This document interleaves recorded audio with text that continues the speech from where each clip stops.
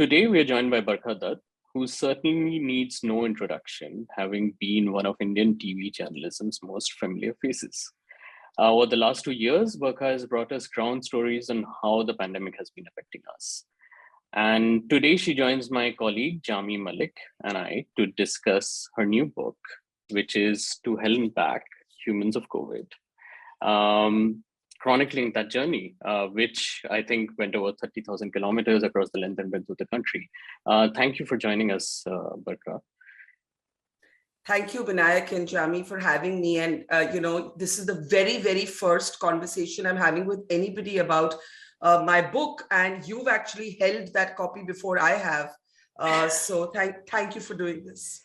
I remember that, hours after the lockdown was announced, being in Delhi at that time and just thinking, oh, I wonder what's happening in the city. And literally just taking an accidental kind of drive through till I hit one of the borders and I saw this long line of men, women and children leaving, and nobody was stopping them and they were walking. And as I got talking to them, I actually realized what was happening. It was the beginning of the exodus of, the migrant workers, which would end up, as we know, being an exodus in the millions. And that is actually, for a few days, I would go talk to them, walk with them, come back, walk with them, obviously a little distance. They were walking, over 1,000 kilometers sometimes, come back. And then I realized this is not going to work because these are people who are actually walking home. This humanitarian crisis could be bigger than even the medical pandemic. And that's when I felt that, I'll have to leave home and my studio to report this story because there's no other way that there will be to tell it. Even today, what stays with me is, the stories of these men and women that I met, their children. My asking a 9-year-old child almost playfully, do you know what the coronavirus is? And him turning around and say, हाँ, इसका मतलब मुझे खाना नहीं मिलता. Yes, I know what it means. It means I don't get any food. That is how a 9-year-old had processed what that humanitarian disruption meant for very, very poor citizens. Then, the house painter who sold his mobile phone, Mukesh, for 2,000 rupees. And then he gave some of that money to his wife to buy chawal and a table fan, and he took her sort of dupatta or sari cloth and took his own life from, by stringing himself to a bamboo pole in their congested little one-room tenement. There are many haunting images that stay with me.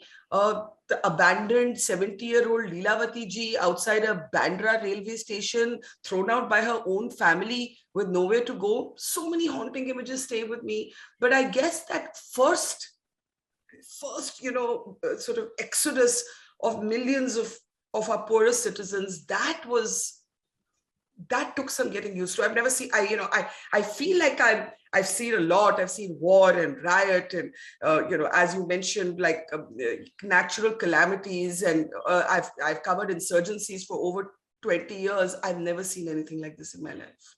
If you had told me, 5 years ago that I would voluntarily not report on one of the biggest political stories of our time, I would have said, are you mad? This is what I live and breathe. This is what I live and die for. This is what we journalists live and die for. I know my hits as a journalist, but I think it was time to acknowledge my misses as a journalist. And what I mean by that is I felt like somewhere, I had failed to look at some issues that I should have looked at much earlier in my reporting career. Two, going back to reporting from the ground in this consistent way made me realize that perhaps many years in television, and though I tried to report as often as I could, inside a television studio had made me stale, made me lose connect with people, made me even lose connect with my audience. So these were some of the professional changes. Personally, Jamie, I felt alone. I felt brittle. I felt sad. I often feel like everything is meaningless. There's that existential angst, which I'm probably too old for, but COVID has really invoked it again. I can't sleep. I lost my dad to COVID. I'm haunted by all manners of guilt. The loss is one part of it, but as a child, as a daughter, when he got COVID, I was out reporting. Obviously, I'm haunted by, if I'd got back earlier, is there something I could have done? If I hadn't taken him in that sort of makeshift ambulance where the oxygen cylinder didn't work, could I have saved his life?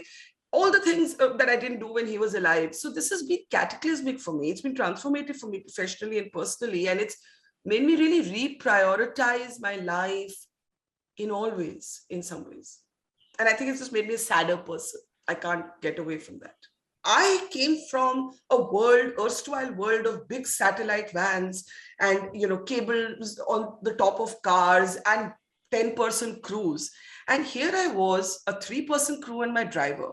And we would literally drop anchor wherever we were. And we would elevate the laptop with whatever we had. It could be a bucket in the instance that you refer to. It could be a pile of stones. It could be a pile of wood. Later, we got clever and we got a little custom-made stool made that we could fit into the boot of our car, and we started carrying the stool and hold a little dongle and live stream. And it was an extraordinary meeting of new technology and boots on the ground, old-fashioned reportage, and some genuine hardship. And I say this as someone who has seen war and life and death situations before. And I wanted to do a few things with that sharing.